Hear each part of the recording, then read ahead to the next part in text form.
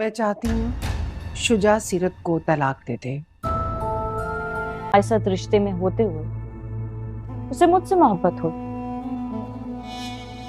अब मुझे नहीं पता कि तुम उससे कैसी मोहब्बत करती हो।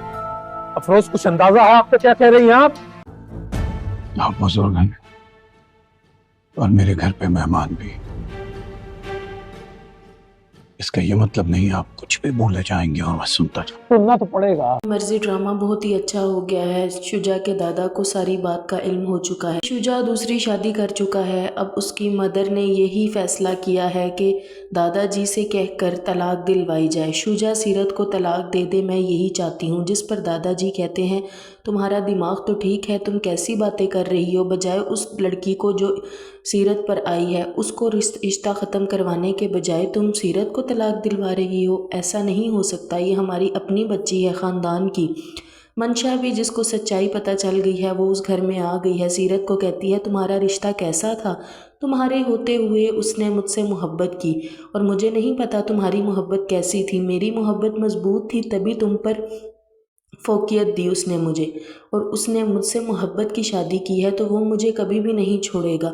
इसलिए बेहतर यही है कि तुम उससे तलाक ले लो। सीरत इस बात पर रोने लग जाती है। वो कहती है मैंने भी उसे अपना समझा था, बेशक बहुत ज़्यादा मोहब्बत ना सही लेकिन एतबार का रिश्ता था। यहाँ पर ज़ारा और हमज़ा की आपस में नहीं बन रही। इन लोगों के रोज़ रोज़ के झगड़े हैं क्योंकि हमज़ा मंशा से मोहब्बत करता था और ज़ारा को हादी पसंद करता था।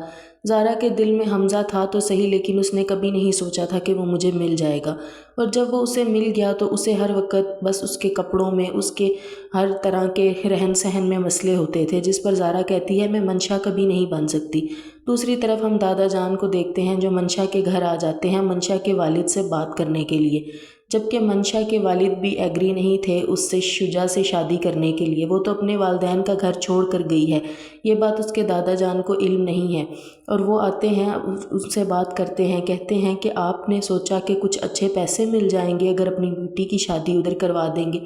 जिस पर उसके फादर कहते हैं कि नहीं, आप बुज़ुर्ग हैं, मैं आपकी इज़्ज़त करता हूँ, इसका मतलब ये नहीं कि आप कुछ भी बोलते रहें।